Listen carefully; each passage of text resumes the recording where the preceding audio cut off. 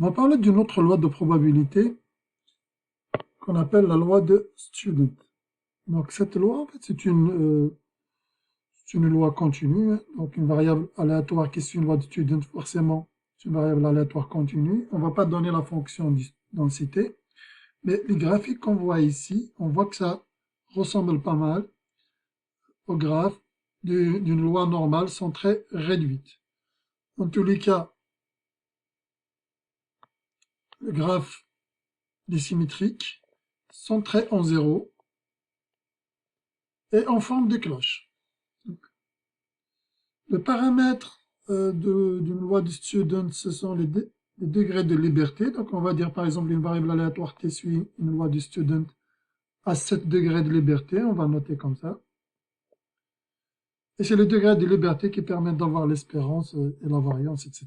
Bon, l'espérance, ça va être 0 hein, pour la plupart des cas.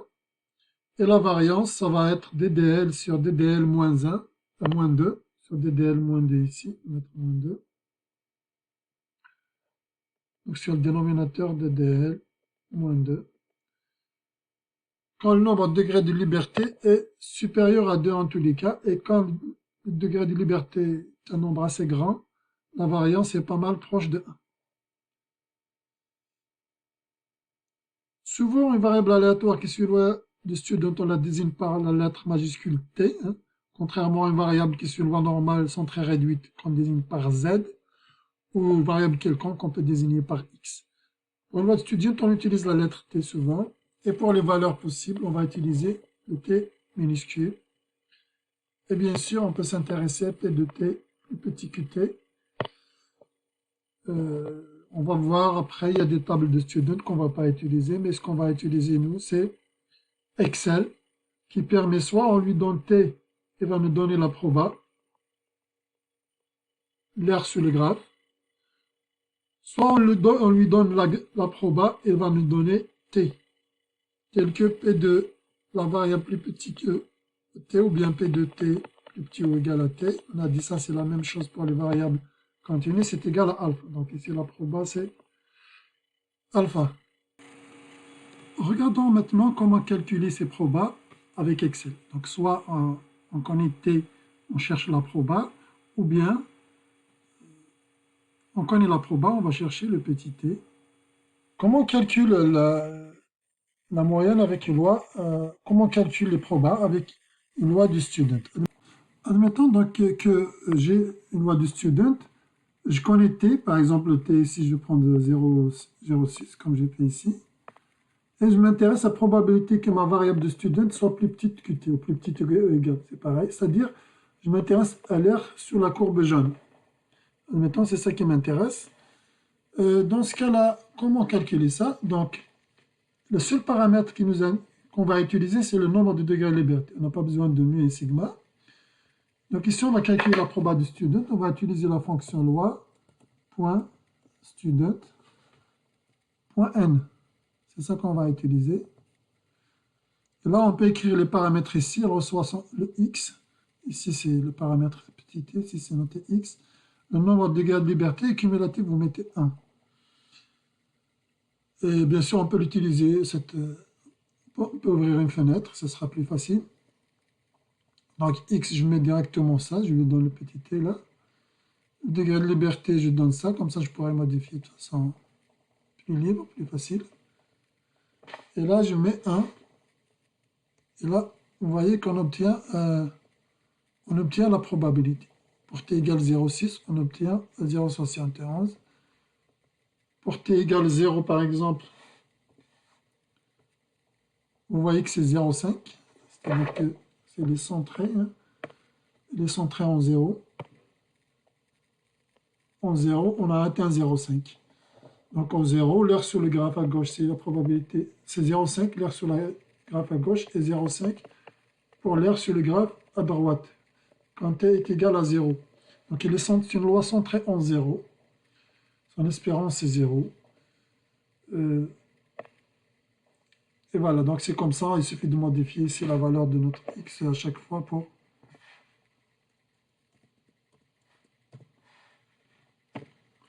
pouvoir calculer la proba en utilisant la fonction loi.student.n. Mais il arrive que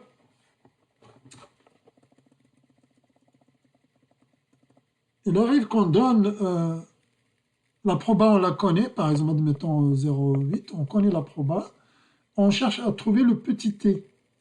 Petit t tel que probabilité que ma variable soit plus petite que cette constante petit t doit être égale à cette proba. Donc, il faut passer par student inverse dans ce cas-là.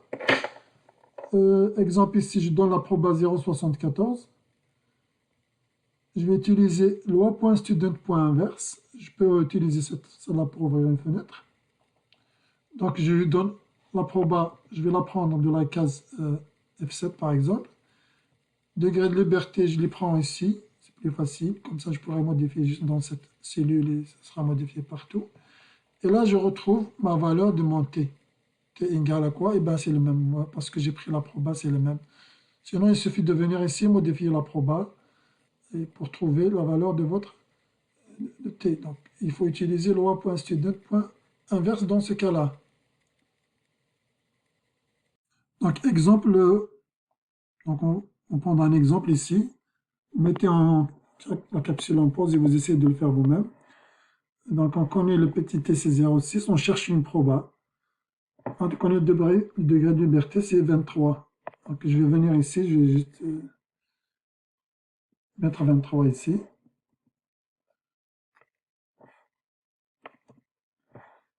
Ici, je crois que c'était 0,6.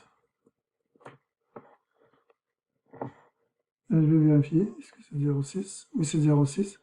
Et on voit la proba, c'est calculé, c'est 0,72. Donc, avec loi.student.n, 0,723 à peu près.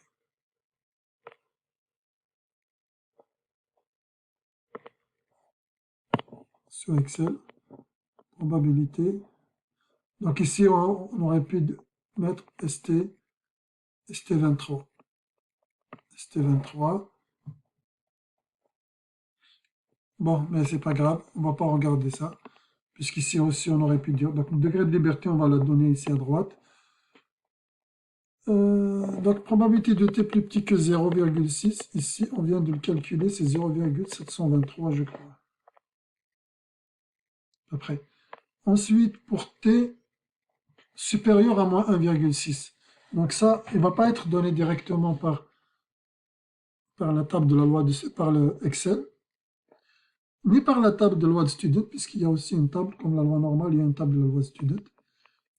Donc on a P de t supérieur à moins 1,6, c'est égal à 1 moins P de t plus petit ou égal à moins 1,6. Si vous avez une loi de student comme ça, si je m'intéresse à, par exemple, probabilité 1,6 ou moins 1,6, hein. Donc moins 1,6 il est là. La probabilité que t soit supérieur ou égal à moins 1,6, c'est-à-dire l'air sur le graphe, ben c'est égal à 1 moins l'air qui est de ce côté, du côté gauche. Puisque la totalité de l'air c'est 1, donc ça va donner ça. Et ça va être donné par Excel. Ça va être donné par Excel. Donc ça sera 1 moins. Et là, je vais utiliser avec Excel donc, cette fonction. P de t plus petit ou égal à moins 1,6. Donc ici, je vais mettre moins 1,6. Et là, je vais mettre 17 degrés de liberté. Et, ah mince, c'est ici. Je vais mettre moins 1,6. Donc ici, moins 1,6. Ici, on a 17 degrés de liberté. On voit que la proba, c'est 0,064. Égale 1 moins 0,064, qui est égal. Ça donne 0,936. Vous voyez, donc parfois, il faut bien vous arranger vous-même en faisant quelques manipulations, sinon ça risque pas de vous aider Excel. Ici, pareil, donc probabilité de t égale à moins 1,3 plus petit que 0,6, c'est égal à probabilité que t soit plus petit que 0,6 moins la probabilité que t soit plus petit que moins 1,3. Voilà. Et les deux maintenant, ils vont être donnés par Excel. Donc avec n égale 11 degrés de liberté. Je mets ici 11. Ici donc je mets 0,6 d'abord.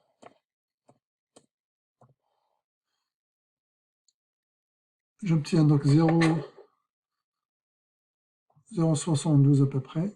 0,719, on va écrire ça.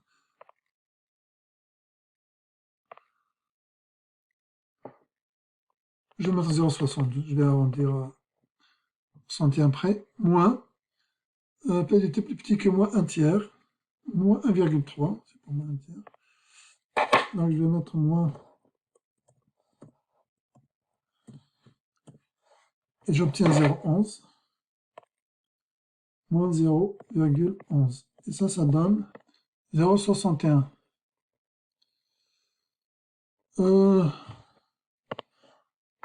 Pour 4, donc, vous faites pareil que ce que j'ai fait en 3. Il n'y a pas de challenge, c'est juste les valeurs qui changent. Les valeurs des bandes de l'intervalle et les nombres de degrés de liberté. Ça également, ça va être donné directement par Excel. Non, ici, ici c'est la borne. Ici, en fait, ok. Ici, la proba, on la connaît. C'est le t, le petit t qu'on ne connaît pas. Donc, on va passer par loi.student.inverse. Donc, la proba, c'est 0, 23, 41. Donc, la proba ici, 0,23, 41. Le nombre de degrés de liberté, c'est quoi ça? C'est pas grave, je vais recalculer ça. Le nombre de degrés de liberté, c'est 16.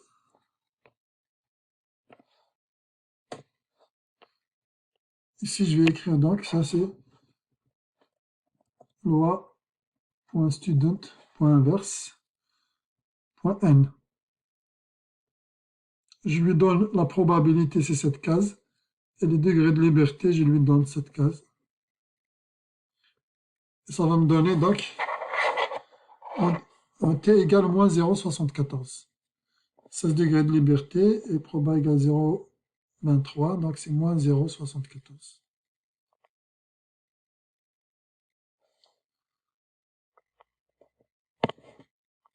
T égale moins 0,74.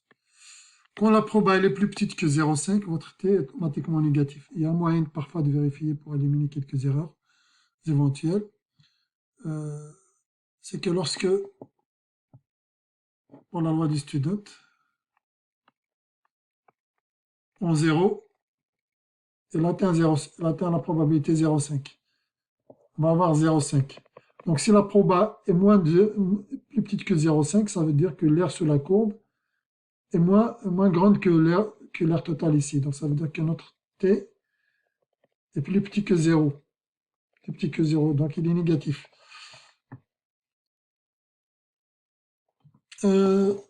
Pareil, on cherche t, mais le problème ici, on n'a pas de t plus petit, on a t plus grand. Donc il faut trouver probabilité de t plus petit que t pour pouvoir faire les calculs. Qu'est-ce qu'on a ici? Pour t, la probabilité de t plus grand que t, c'est égal à 0,27. Donc il faudrait chercher cette probabilité. Là, c'est facile, c'est 1 moins 0,27. Probabilité de t supérieur à t est égale à 0,2781.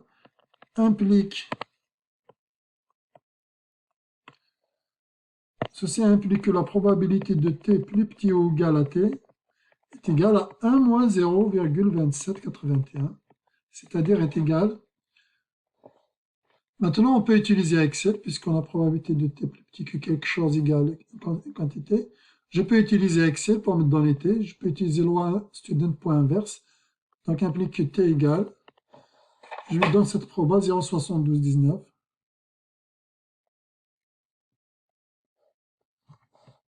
0,7219. Et le nombre de liberté degrés, c'est combien le nombre de liberté? c'est 9 degrés de liberté. Et on obtient t qui est égal à 0,61. Égale 0,61, à peu près. Voilà. La probabilité dépasse 0,5. Mon petit t, il doit être forcément positif. Ça, c'est un peu plus compliqué. Toujours, on va utiliser Excel, mais ça va être pas mal compliqué. Mais on va utiliser la symétrie de la loi du student. Alors, qu'est-ce qu'il dit le numéro? Il dit la chose suivante. Donc, on a moins t ici, on a t ici, on a 0 ici, symétrique.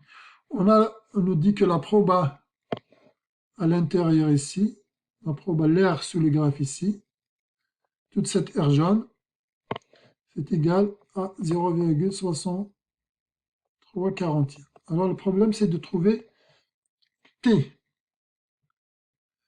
Il faut savoir aussi que l'air à l'extérieur, donc l'air verte ici à droite, c'est la même chose que l'air à gauche, par symétrie.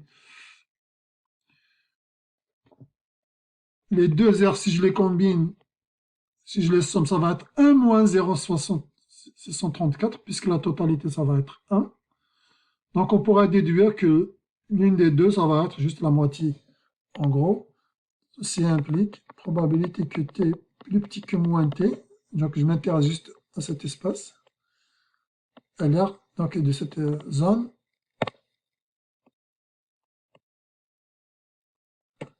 Implique p de t plus petit que moins t. On va dire ça va être égal donc à quoi? On a des 1 moins l'air au milieu, donc 1 moins 0,641 divisé par 2 par symétrie, puisque l'air ici à droite, c'est la même que l'air à gauche. Donc je dois diviser par 2, c'est égal. Donc maintenant qu'on a l'expression de type probabilité que notre variable plus petite que nous, certaines constantes égales à quelque chose. Donc on connaît la proba, on va chercher cette constante, la constante moins t dans ce cas-là. Donc on va écrire la proba 0,18295.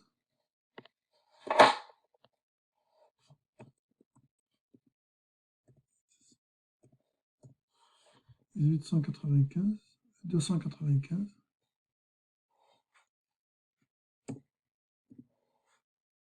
Et voilà, le nombre de degrés de liberté, c'est 21.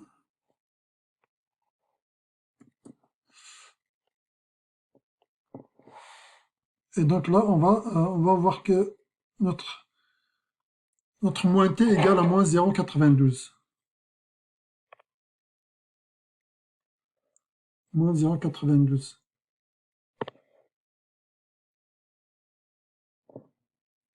Donc ceci implique moins t, puisqu'ici c'est moins t qu'on a ici, égale moins 0,92, ce qui implique que t égale 0,92. Approximativement. Okay, on voit ici la valeur 0,92, 4,16, etc. Voilà donc comment on répond pour ce type de numéro. Un autre intéressant ici, P de t.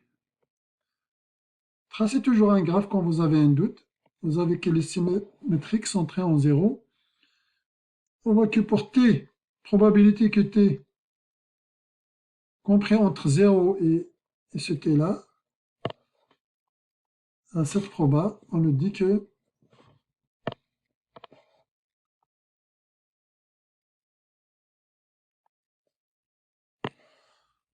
cette proba, donc c'est 0,2115. Mais pour pouvoir utiliser mon Excel, j'ai besoin d'avoir quelque chose comme P de t plus petit qu'une constante. Par exemple, que t. C'est ça qu'il me faut. Alors, comment calculer cette proba? En fait, ce que je sais, c'est que si j'ai ça, je sais que ici, c'est 1 sur 2. L'air ici, 1 sur 2. Donc, je peux l'écrire P de t égale 0,2115. Ceci implique probabilité que t, que le grand t soit plus grand que cette petite constante. Je dois juste ajouter 1 sur 2 à ma quantité 0,5 plus 0,2115. Donc ceci implique probabilité de t supérieure à t. Je vais écrire différemment ça, je vais les inverser. Je trouve que c'est plus lisible, plus facile à lire. Égale 0,7115. Maintenant, si je sais qu'on est P de t supérieur, je peux connaître P de t inférieur. Il suffit de retrancher par 1. Inférieur ou égal à petit t, c'est égal à 1 moins 0,71. 1 moins 0,715.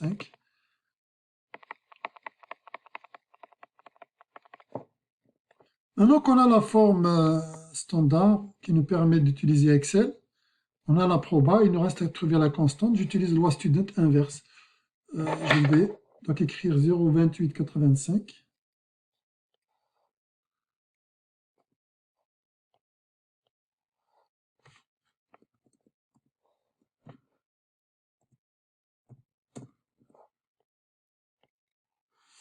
Mais je dois mettre le bon degré de liberté. C'est combien ici? C'est 7.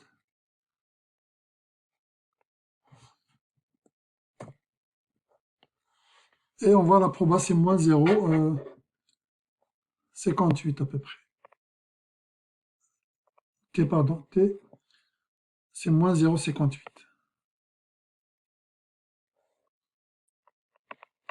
Moins 0,58 à peu près. Vous voyez, donc la proba est plus petite que 0,5 et notre T il est négatif. C'est cohérent en tous les cas.